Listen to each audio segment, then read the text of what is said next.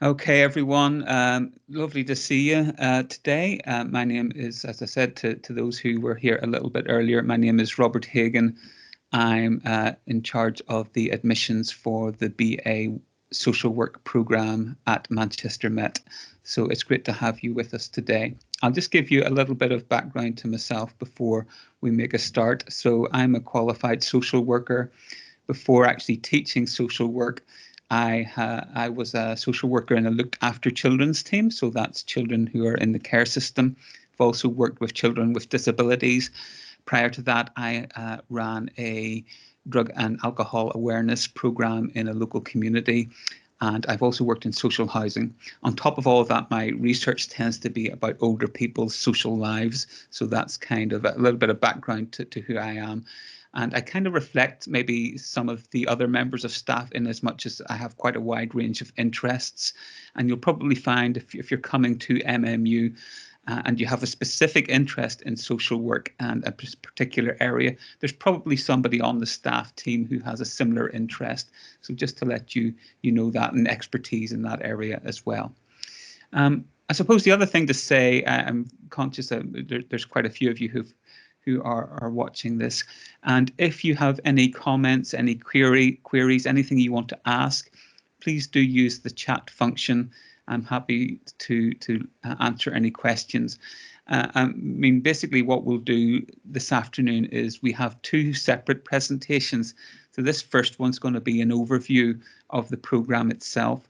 And then the second one is more like a taster session, a little taster session. But if there's questions kind of in between it, if you wanted to ask some general questions about the course itself, and those sort of arise as we go through these slides, then by all means put them into the chat area and we can look at them before we go on to the second presentation. But there will be time after the second presentation for questions about anything really to do with the course, social work, whatever you'd like to ask.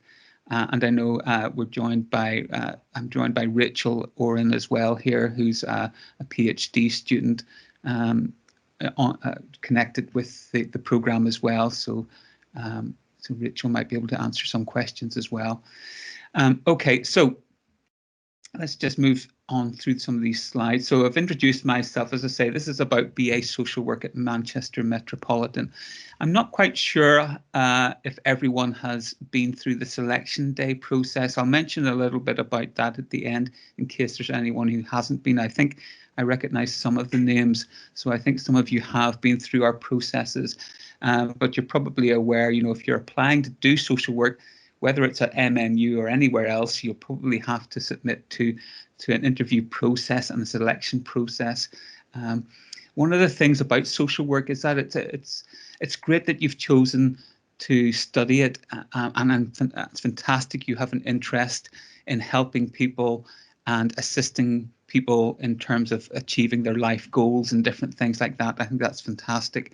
But it's a very responsible career as well. So we do need to be sure about the people who are actually studying the course, which is one of the reasons why we have the selection processes that we do have. Okay, well, just thought to start by thinking about, what is social work? And again, it can be quite a strange profession in some ways. It's quite a difficult one to define in totality, I guess.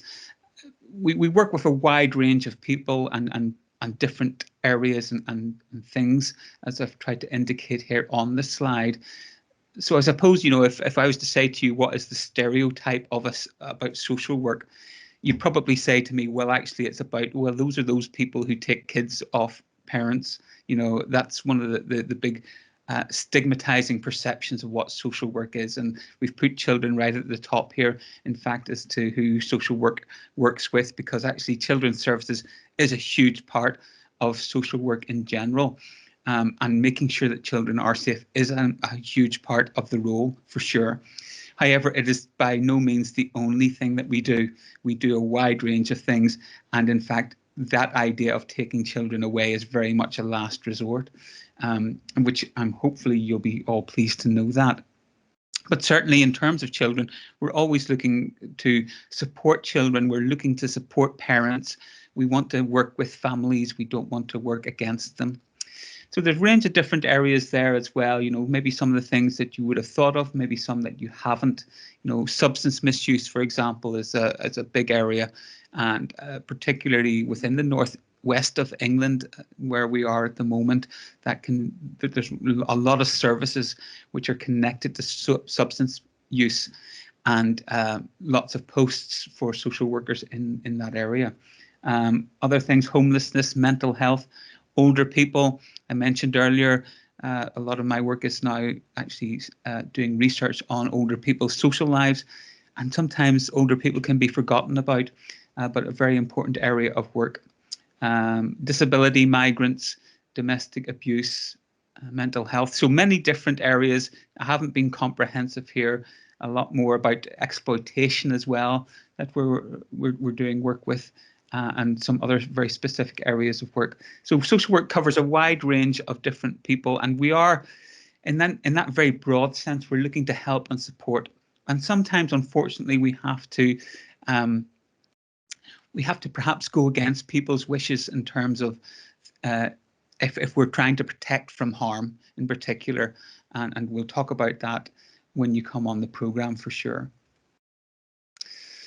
So why study at MMU? So I mentioned earlier that we have an experienced staff team who are many of whom are research active and actually have a lot of insight to share within the particular areas that they're interested in. So we have people who are looking at children's services, child protection. We have people who are looking at areas around mental health, and sexual health as well, actually. So there's a wide range of interests actually within the department. So that's an important aspect of why you should maybe come to MMU. I mean, you'll probably have some personal issues and choices that you've made about this, but I'm really going to focus in on why you should come from a social work perspective. And the second one is important in that respect. We do have links with a lot of local agencies within the Greater Manchester area in a wide range of different settings. And it's useful to have those because it means, to come on to that third point, is that we can offer a wide range of placements in this diverse urban environment within Manchester. So you'll find that some of you might have very specific children's services placements. Others will be with older people. Others will be with learning disability. I've had a couple of placements which are connected with the police as well, for example. So there's a wide range of different things, both within statutory services. I think most of you will probably be familiar with that term, but that means, people, if the stereotypical idea of what a social worker is, they typically are working for a statutory agency. A statutory agency is looking after making sure that we are protecting people from harm, if you like, so that's the statutory agencies employ many social workers, but social workers are also employed by voluntary agencies. Some of those will be quite well known to you, like the NSPCC, for example, or you may have heard of Age UK or MenCap. So these are very big organisations that aren't statutory organisations, but actually do a lot to support individuals and people who are in need. Okay, so just to say, as I say, MMU is good in terms of having that wide range of placements, and we go as far as up to Bury and Oldham, and further afield, and down to actually, I had a couple of people who had placements in Crewe, for example, so quite far south, and we go out a little bit to the east and west as well. Okay, so hopefully we'll have a placement for you that will be of interest and value to you. Just some of the other points as well, once you come to MMU, you will be allocated a personal tutor who will support you on an ongoing basis. And you will also have support from all the module leaders from each of the areas of study in which you're engaging, okay? There will be a mix of face-to-face and online course delivery. Now, this year has been exceptional, as you may well imagine, in terms of the amount of online course delivery. The most most of the course has been delivered online, but there has been actually some face-to-face contact over this last year. You may not be aware of that. There still has been some face-to-face contact, and our students have actually gone out on placement as well. It's not that we've had to delay that. They actually have gone on placement. Quite a lot of that has involved remote working, but some of it has involved face-to-face working as well. So just so that you're aware of that. But coming into the next year, obviously at this point in time, we're not exactly certain what next year is going to look like, but we would anticipate that there will be a mix of face-to-face and online course delivery. And the online stuff is quite useful in terms of being able to do things at your own pace and in your own time, really, as well. One of the things that we have at MMU is we have a little flat. So as you can see from the pictures here, you can see students actually looking in on the flat and seeing what's going on, and it looks like a real flat. And you know, once you come in, you'll be able to see it and go through it, because there's a bedroom, there's a bathroom, there's a little kitchen facility, as you can see there. So it's quite realistic. We have actors come in sometimes and portray scenarios, and actually you'll probably be involved in some of those as well as a student. So it's quite an interesting and innovative feature, as well as something called the cave, which we use for more sort of, I suppose, IT kind of scenarios as well. I suppose just one of the other things as well is that we've got a very good library. So you will be asked to do quite a lot of reading and your own independent study as third level students, really. You know that this is part of the responsibility, is that you begin to pick up those skills and you begin to take an interest in the subjects that we are teaching. And so the library is an excellent resource. It has an awful lot of books. It also has a lot of computers and other systems as well. It puts on a few exhibitions and different things like that. So in terms of the resources that we'll be asking you to have a look at, the library will be able to assist you with quite a lot of that. I thought I would just briefly take you through the 3 years and what your BA program is actually going to look like. So the first year, these are the 4 modules that you will cover. So you'll have strengthening relationships and well-being, social justice and lived experiences, society, welfare and global inequalities, and ethical practice. So there will be things here where, we'll start off by talking about the importance of things like social justice and what welfare requirements are within society. So we'll start quite broad in the first year, but at the same time we'll also be thinking about, what is your role and what is your involvement with individuals. So we'll be thinking about that in terms of relationships and well-being as well. And the ethical practice module is a very important one as well, because that's the one that you need to pass in order for us to say, yes, you can go on placement. Every student has to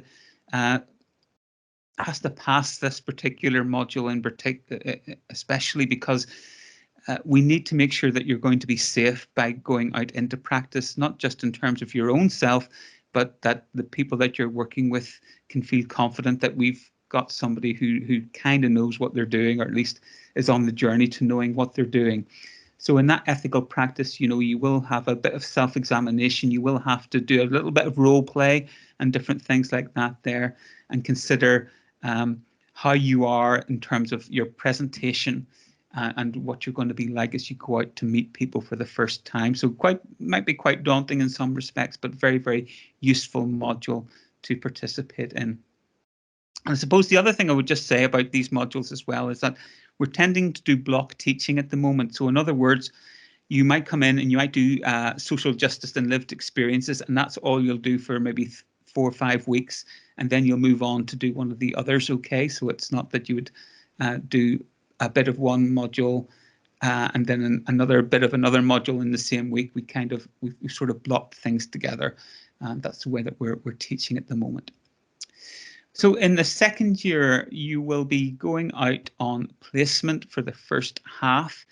But in the second half, you will actually cover quite a number of different things here, which will include law, rights and safeguarding, something called Journey Through the Life course.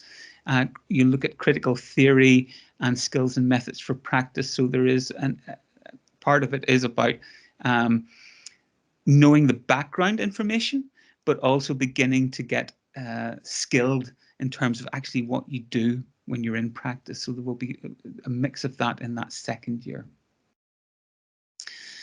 And the third year, we'll continue with things relating to knowledge and skills and practice. We've got a module called Critical and International Perspectives, where you'll be looking more specifically at a particular area of practice and thinking about it in a very wide and broad ranging way from a range of different angles, okay? You'll do some more law, and you'll also have a research project to complete as well, okay, which is part of, you know, just demonstrating that you have a great understanding of a particular idea or subject of interest, okay? I think it's important just to talk about the placements again briefly, because these are things which you'll be really excited about, and you should be. And you'll have a 70-day placement in your second year and a 100-day placement in your third year. As I mentioned earlier, we've got a mix of placements in terms of there will be statutory services and there will be voluntary services. In year 2, you're probably more likely to get a placement with a voluntary service that works within social care and maybe even healthcare kind of setting, support services. That's typically what you may experience in year 2. And in year 3, typically what we'd like to see in year 3 is you engaging with a statutory service or actually carrying out the tasks that you would see a statutory service carry out. So it may be that you might get a third sector or a voluntary placement that carries those out, because the NSPCC, for example, carries out statutory tasks, okay? But it's important to actually get experience of that in your third year placement, so you feel prepared to go out once you finish. Now, what I will say about the placements is that you will be able to express to us an area that you're interested in, and we can try and find you a placement in that, and we do try to find that for you. However, it's not uncommon for people to not get what they've asked for because we only have a limited number of placements. And in those cases, you may be given something which you would never have asked for. But what I often find is that students gain a passion for something which they hadn't even thought about. And that may well be the case for you. So don't be too disappointed if you get something you hadn't thought about. It can be eye-opening, and you might find yourself becoming passionate and desiring to work in that particular area. So as I say, you know, we've got a wide range of placements in different areas, and you will have a very interesting time in both of these placements. And you will be well supported, not just by the university, but by somebody called a practice educator who works as a social worker at the moment and actually can guide your practice, okay? So it's a really, really useful experience for you. Now, this was just for people who hadn't gone through the selection day process. I think many of you might have done, but I'm just going to touch on this briefly just in case there are people here who haven't actually been to a selection day yet, and maybe it's coming up in a little while, okay? So during the selection day, this has been quite, again, it's been different with the way that we've done it this year than we have in previous years. It's all been remote. So you will be given an invitation on a day to complete initially a written task. And then after the written task, you'll be given a time for an interview on MS Teams, just in the same kind of format as we're having today.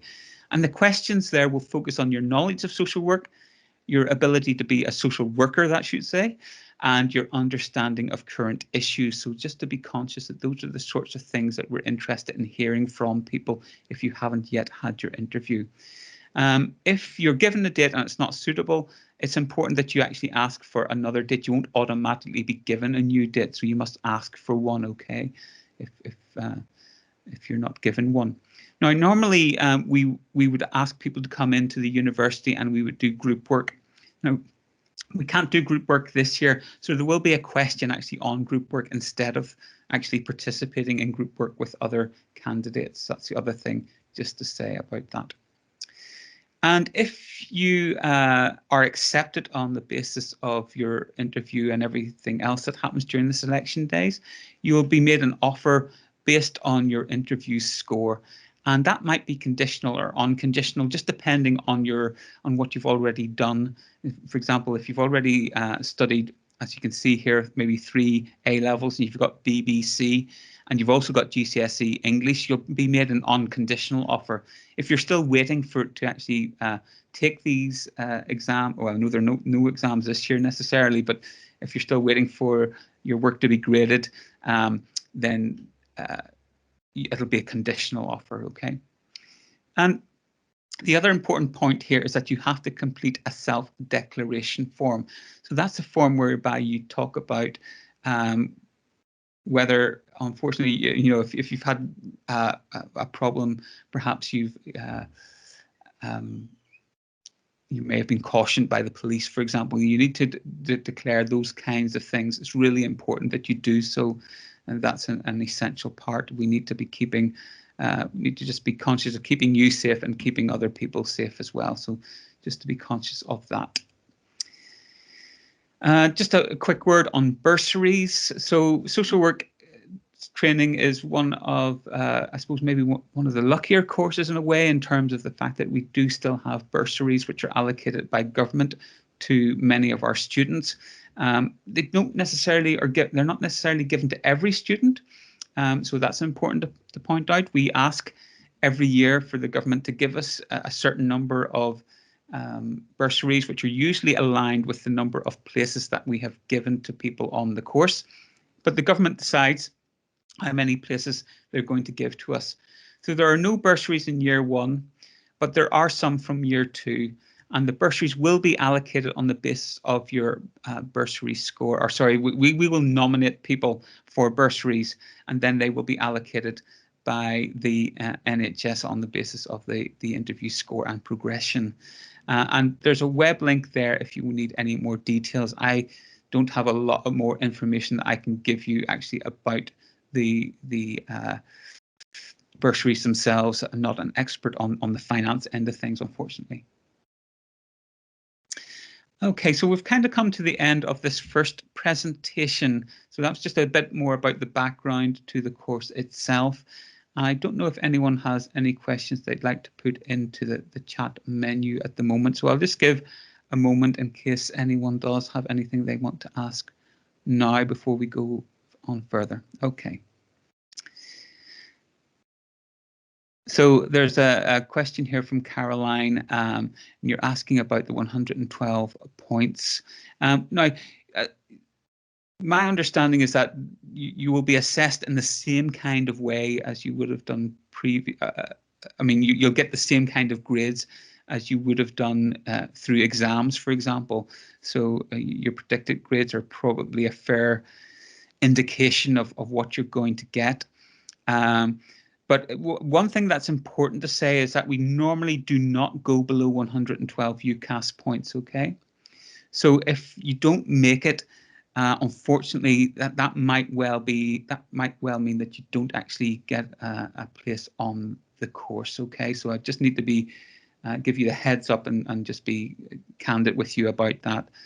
You may not get an offer if you dip below 112 points. Hi, Lara. You're asking about opportunities to study abroad. At the moment, unfortunately, we don't offer that. It has been in the past. We're looking to do it again in the future, but I have to be honest with everyone. We don't have that facility at the moment. Okay. Okay, so Kelly, you're asking about how many days a week. So typically, you'll be in university between 3 and 4 days a week. Okay, that's typically, and oftentimes it's usually something like 10 to 12 and 1 to maybe half 3 in the afternoon. That's what a typical day would look like. Okay. The other thing just to say in relation to that is that once you're on placement, so the placement happens at a separate time to the university work. So you'll typically be 9 to 5 days a week once you're on placement. So that's really important to know. So if some of you may be coming to the university and doing a part-time job, it can be quite difficult to do the part-time job on top of actually being on placement as well. So just be aware and conscious of that. Yeah, there's another similar question there to what Kelly has asked. So hopefully I've answered that. Yes, and you've asked about the days in the first year again there, Kelly. So typically, as I say, 3 to 4 days in both the first, well, I suppose we have 3 terms, sorry, in terms of the 3 terms, it'll probably be 3 to 4 days. You won't be on placement in that first year, okay? Okay, so that's all the questions for the moment. So what I'm going to do now is I'm going to actually pull up the second presentation, and what we're going to do now is going to move into just an area that you might, or just an idea of a session that you might actually have whilst you're on the course itself.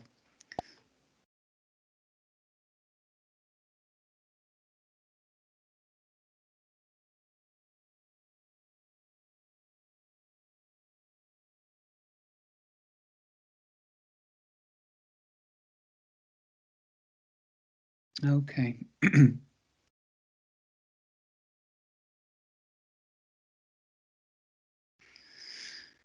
Okay, so we're on to the second part now.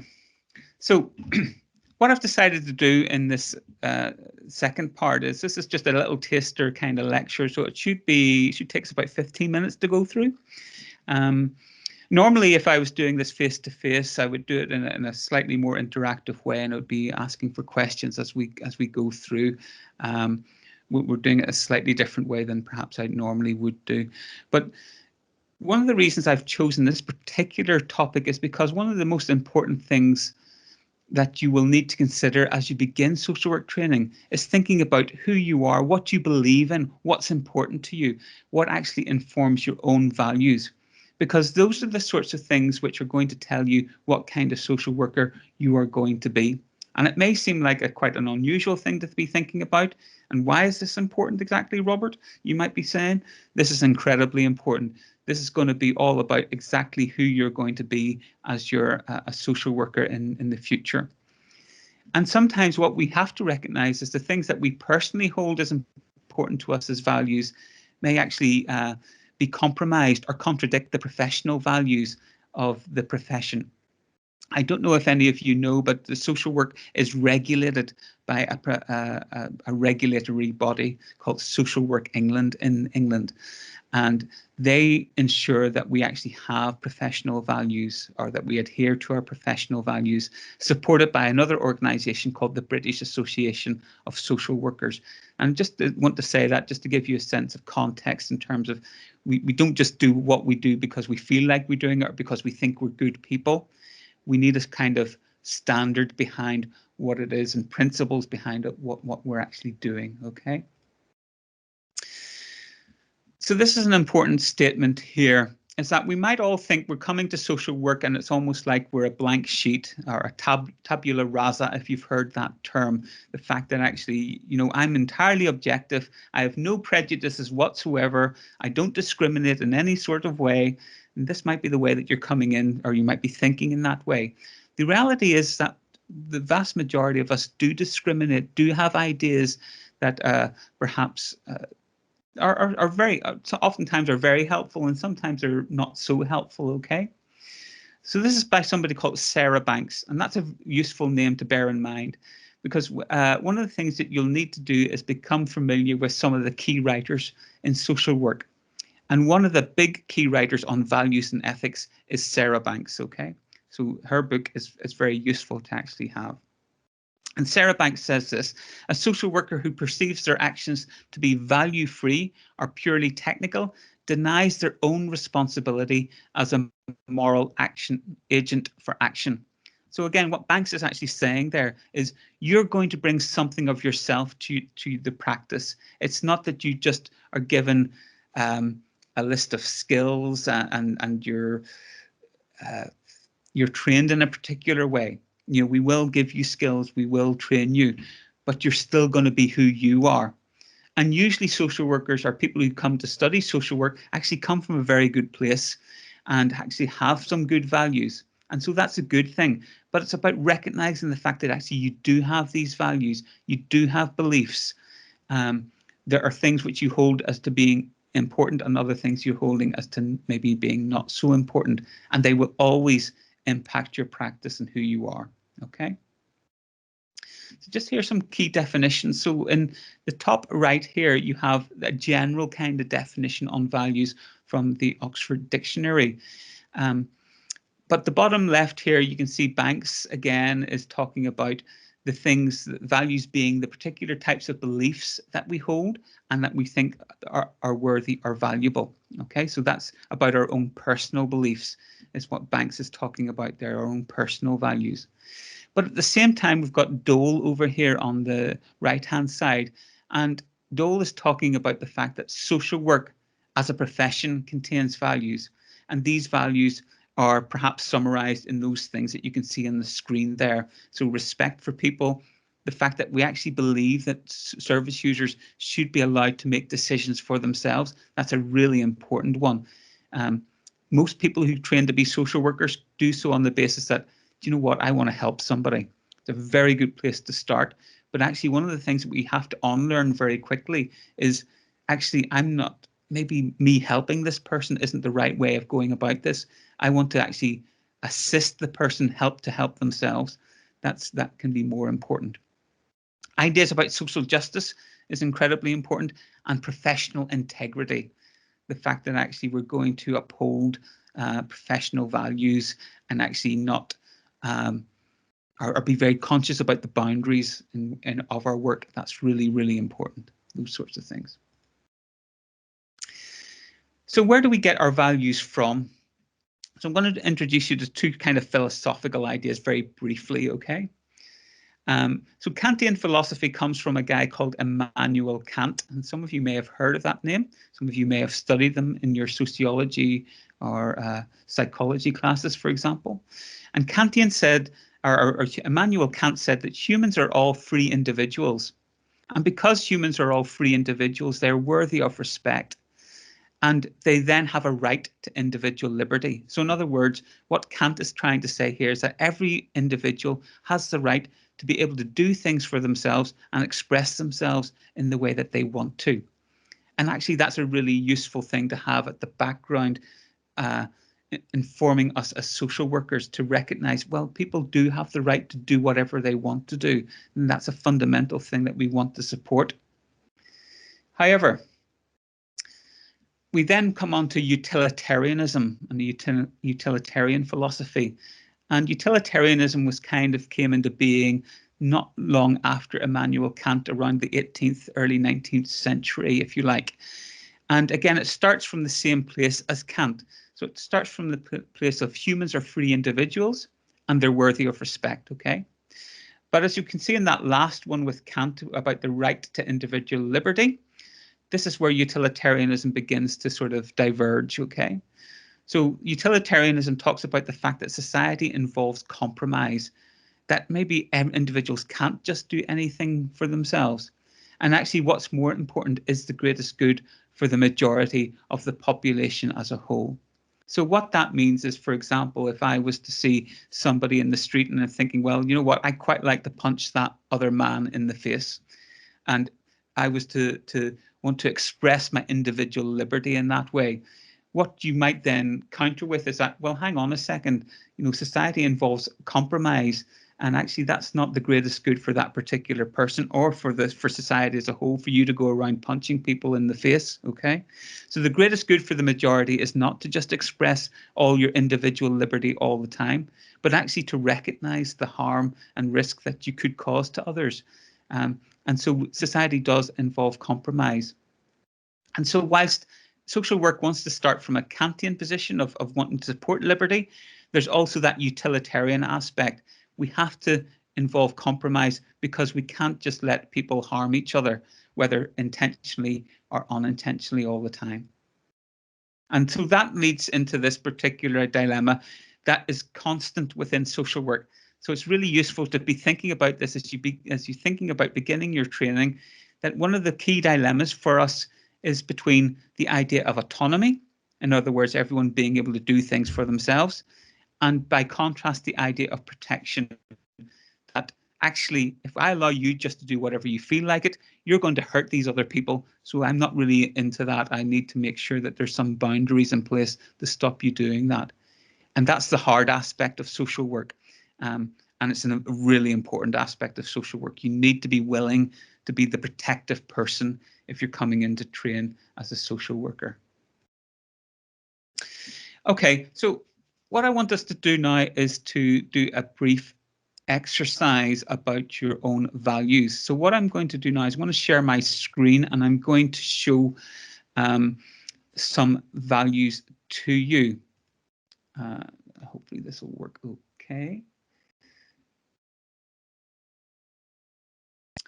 So just want to check, can people see that all right? I don't know if Charlotte or Rachel, can you see that? Yeah, we can see that. Okay, cool. Thanks. So what I've got here is that I've got as you can see, there's 4 columns here with lots of words on them, okay? But these basically all represent different kinds of values.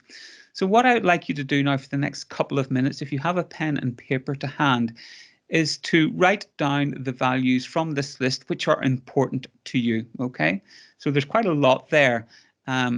And maybe you could look at them all and say, well, look, I think they're all important. But if you can try to pick out the ones which you think are, jump out at you as being especially important.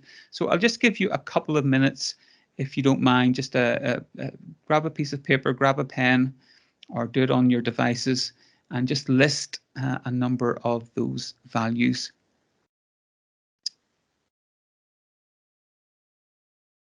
As I say, the ones that are most important to you, just write down the ones that are most important. So I'll just give you a couple of minutes to do that.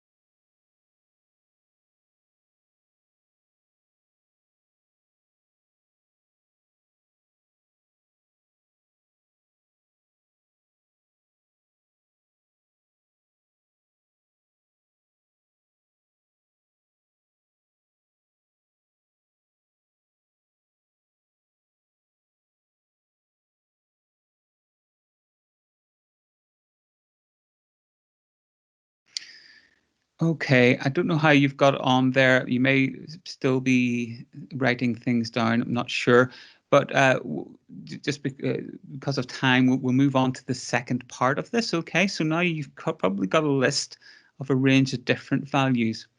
And what I want you to do now with the list that you've got is to look and see which are your top 5. So if you can go down the list of the ones that you've chosen, and maybe put a 1, 2, 3, 4, and 5 against your top 5. Now, don't be anxious. You don't have to share any of this. I'll just talk about the significance of it in a moment. But if you just go down your list and select your top 5, so we'll just give you a moment or two to do that.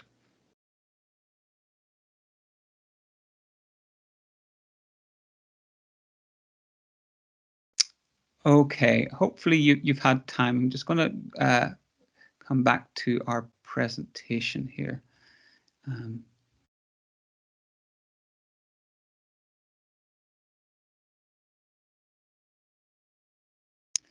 Okay, so I don't know how you got on with that particular exercise, but the whole purpose of it was just to give you an idea of some of the things that actually, whenever you look at a big list like that, I know there's an awful lot of words, and maybe some of them might be a bit confusing. Occasionally, when I've done this face-to-face, people ask me, well, what does this word mean? You know, there's a few which maybe you're not quite sure about.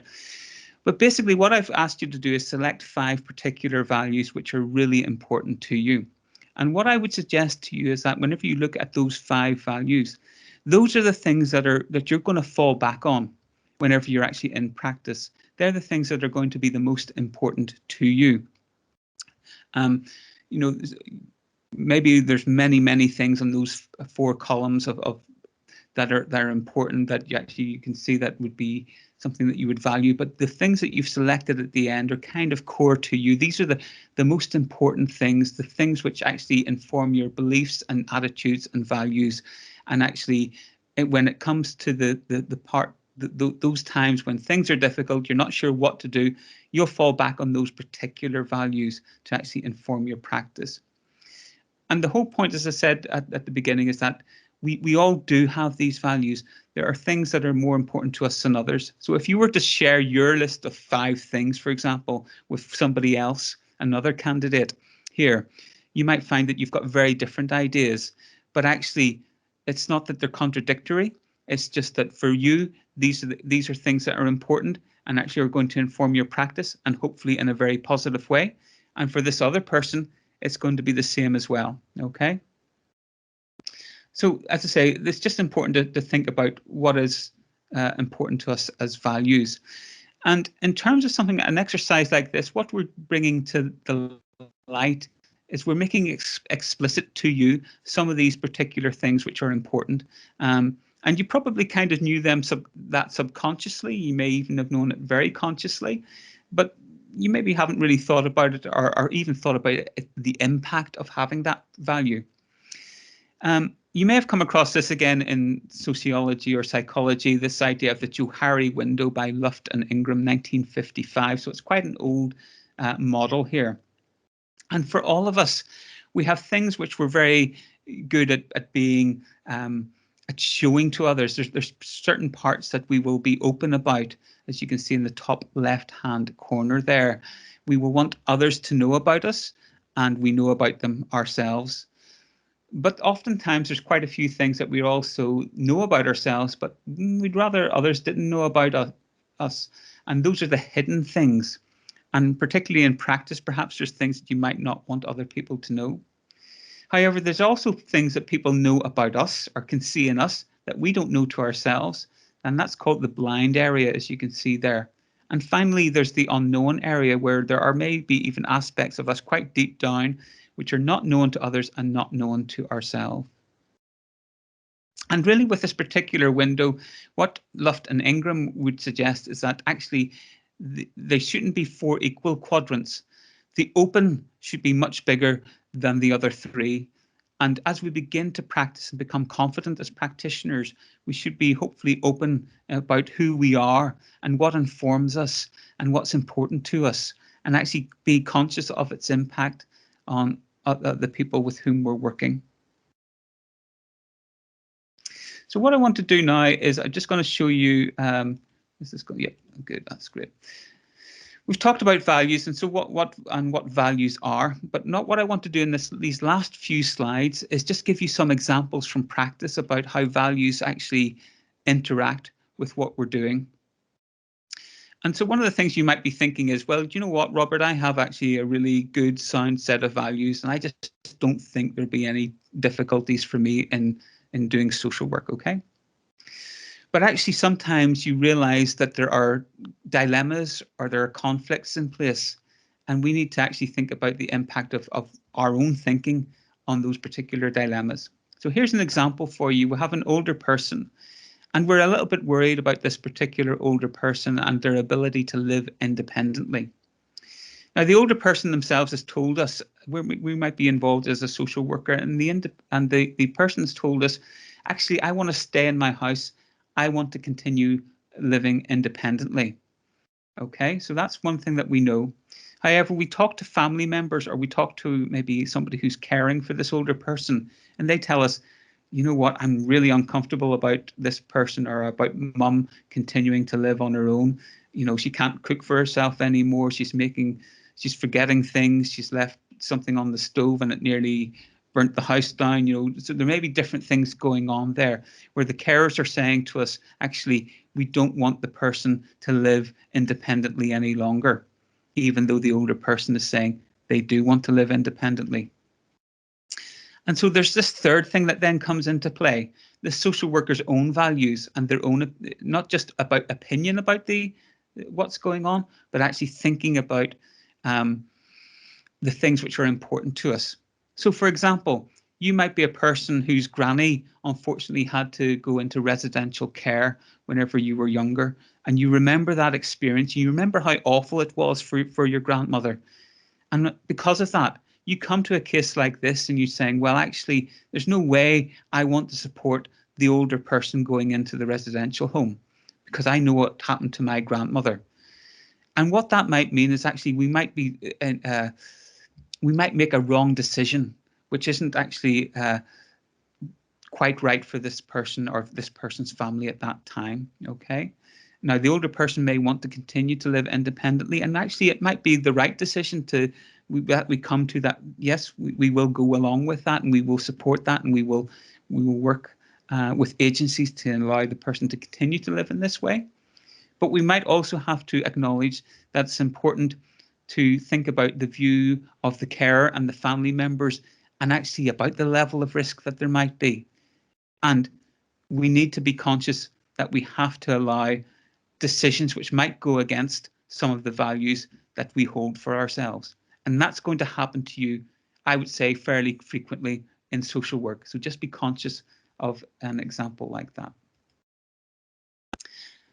Now, again, if I was live with you face to face, we would maybe go through these scenarios, and I'd ask you for your opinion, and you'd maybe give me a bit of feedback on this. But what we'll do is we'll just go through this briefly. If anyone wants to put a comment in the chat area, please do so. So we've got 3 scenarios here. And the first one here is a social worker who's working with a 10-year-old boy, David. He's established a very good working relationship with David. Now she's leaving to take up a job elsewhere. So she promises that she'll keep in touch with him. Okay. That sounds very nice, doesn't it? That sounds like a really nice thing to do. A really, feels like it's thoughtful. It feels almost empathetic. It just feels right to be doing this. But here's where we're having a bit of a clash, perhaps, with our own personal values and the things that we'd like to do, and be seen as that nice person, that person who's really and maybe who's really genuinely interested in David and what's going to happen in his life next. And then the conflict with professional values. Because what professional values would tell us here is your working relationship with David is coming to an end. And because it's a working relationship, it's not a personal relationship, it really should end. It shouldn't continue afterwards. So from a professional perspective, it's probably not right for the social worker to say to David, I'm going to keep in touch with you. I'm going to make sure that I write to you, or that I contact you via the phone, once a month. Probably not right to do that. It creates an expectation in David, which perhaps the social worker can't really fulfill and shouldn't really be fulfilling either. Okay, so that's where there's a professional dilemma there. You might look at that and think, that's really nice. I don't see why there would be anything wrong with that. But actually, from a professional values perspective, it's not quite the right decision. So now we come on to our second one here.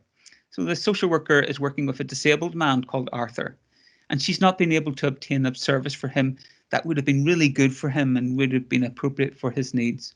And she says, if I were in charge, you would have got it, but my manager said no. Okay. So again, you might look at that and think, well, I'm not sure there's anything wrong with that. Why would that ever be wrong? And again, it's a conflict between a personal values and professional values. At the end of the day, this particular social worker is paid by the agency that has actually made the decision that Arthur isn't going to get this particular service. So it could be viewed as disingenuous for the social worker to go in and say, you know what, I'd have got it for you. Definitely would have. That's, they're totally wrong for making this decision. This social worker at the end of each month gets their paycheck from the agency and is quite happy cashing it and paying for whatever it is that they need. Okay. So you need to be recognizing that actually you're representing this professional agency. If you have an issue with this, well, then you raise that issue with the people who are making the decision. It's probably not fair to go to Arthur and say, well, it's all their fault, especially if you haven't maybe raised it as an issue. Okay. So again, this is about professional integrity, professional boundaries, professional values. And so finally, the third one. A 15-year-old girl, Lisa, hints that she's been sexually abused. So her social worker encourages her to talk, telling her, it is safe to tell me anything you want. I'm just here to listen. Okay. Now, this is a more common scenario, perhaps, and maybe one which is quite familiar to you. And you probably tuned into this straight away, the fact that actually one of the things the social worker is doing here is in trying to encourage Lisa to open up. She's actually creating a potential difficulty for herself, because it sounds like she's wanting She's promising, or she's inferring confidentiality. Okay, you can tell me anything that you want. I'm just here to listen. May even say, I won't say anything. That sometimes you maybe see people saying that whenever somebody wants to disclose something that they're a bit anxious about. But from the social worker's point of view, is that again, they have a professional duty, and it's called something called a duty of care. So if Lisa does talk to the social worker and says, actually, I have been sexually abused, then actually as a social worker, we have the duty to actually go and tell somebody else about that. Okay, so that's kind of out of our choice. Now, what might be the impact of that on Lisa? Now, there's two things that the social worker can do here. First of all, the social worker can say, you can tell me anything, I'm not going to say anything. So then Lisa discloses that she's been sexually abused. The worker says, I'm going to keep my word. I said I wasn't going to disclose anything any further, so I won't do. Well, what's the impact on that? It means that Lisa continues to be at risk. And also it means that maybe other young people are at risk from this particular person. Okay. So that's the first downside. Second downside is this. The social worker again says, you can tell me anything, I'm not going to say anything. And then Lisa having made the disclosure, the social worker goes, oh, whoops, I need to disclose this. And so social worker goes off and discloses. All right. What then happens to the relationship between the social worker and Lisa? It's compromised. Lisa now believes that she can't trust the social worker because she thought she was telling the social worker something in confidence, but the social worker went and blabbed. Okay. So you can see that there's all sorts of difficulties that could arise from this particular situation, depending on what happens next. So again, this is just thinking about professional and personal values. And really, that's, as I say, that's just a little whistle-stop tour as to this idea of values in social work. As you begin your training, you will realize that this is a really important issue, which you will visit time and again and think through on numerous occasions, and it will be something which you'll want to reflect on as you're on practice itself. So really, I've come to the end of both the presentations. As I say, we had the one earlier just about the overview of the situation, and this second one is really fairly typical of the kind of teaching that you might receive as you come to do social work at MMU. So we've got a few minutes now, and if there's anyone who has any questions, now again you can put them into the chat. But if you want to turn on your microphone and your camera, you can do that as well. If you want to actually verbally ask a question, that's not a problem. So I'm going to just leave a few moments to see if anyone wants to ask anything.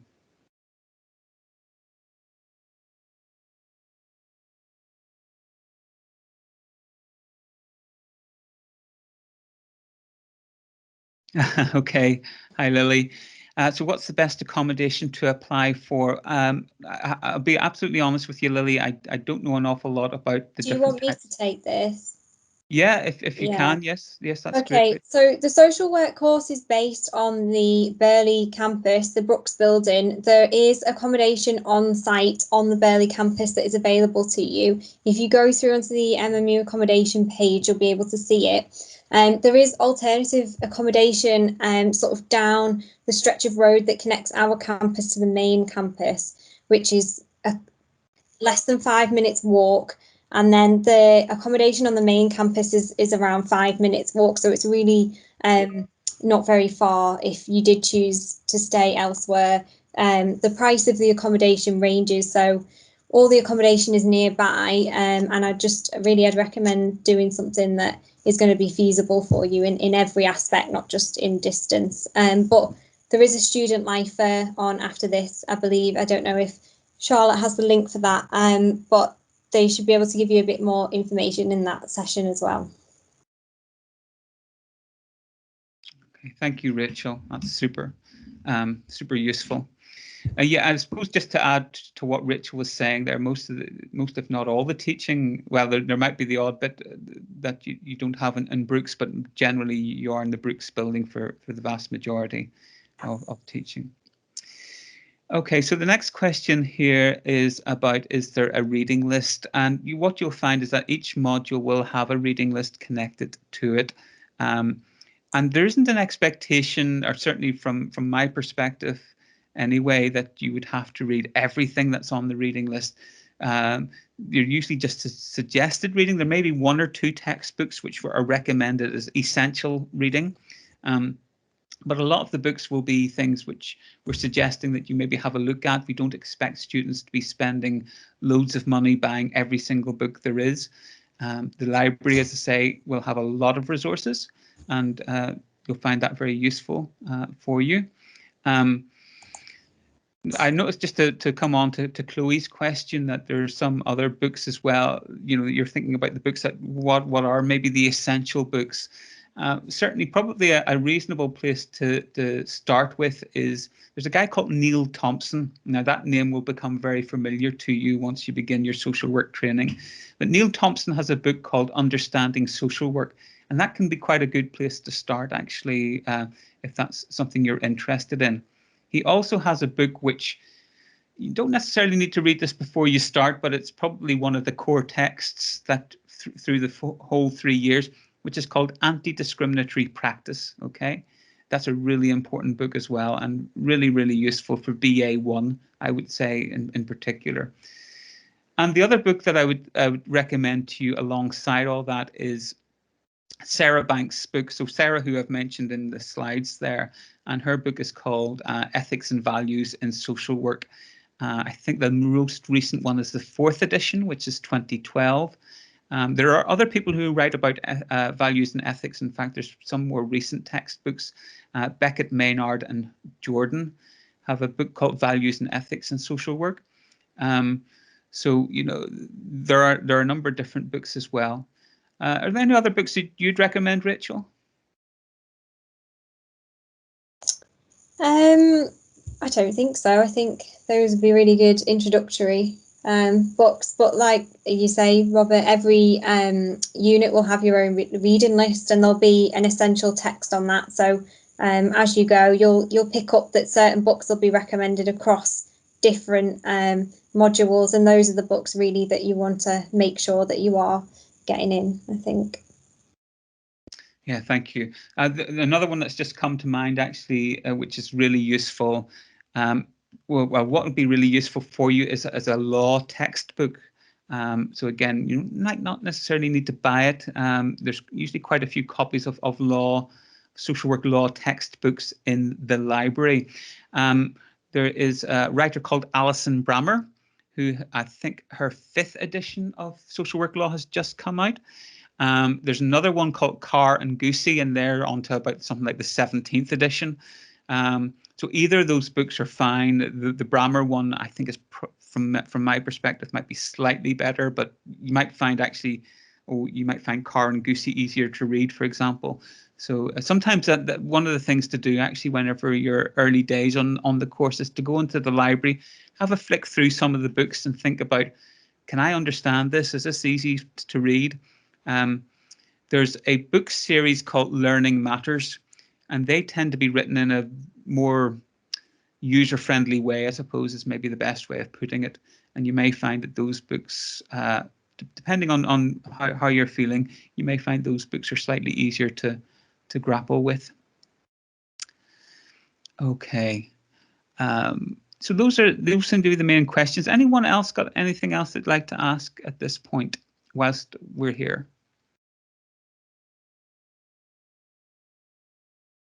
Is there anything that makes MMU stand out for social work study? I mean, the one thing I would say is just that it's a good location in terms of the placements, you know, and if you're somebody who's interested in working in a diverse urban environment, I mean, the placements will certainly give you that opportunity. Okay, so that's one thing that I would say in terms of which is good about MMU. Alongside that, and I mentioned this earlier, is the fact that actually we have a very wide range of staff, both within social work and social care in MMU. There's quite a few of us, and you will find that there's different expertise amongst the staff members. So you may find in some other universities they have a smaller staff team, for example. So we have quite a big staff team, so you'll find that there's, so that might be one of the things which might make us stand out, Kelly, in terms of the fact that you might find, if you have a particular niche, you might actually find that there's somebody on the staff team who shares that interest, and you'll be able to sort of bounce ideas off that person.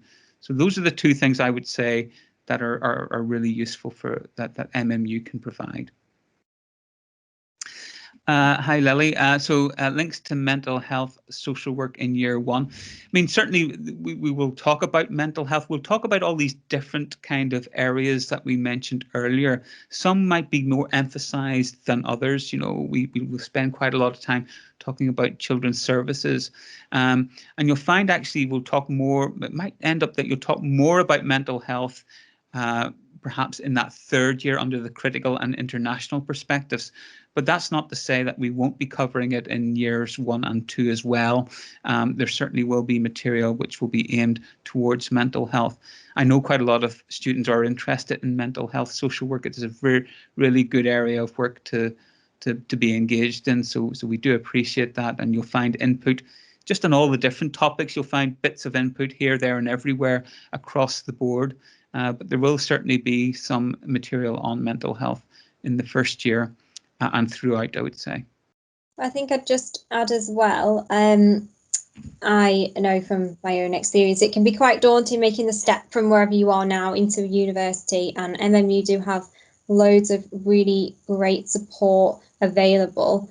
So I would definitely make sure that if you feel like you're a bit worried or you're struggling, there's loads of people there. We have in-department support, we have all the student hubs available.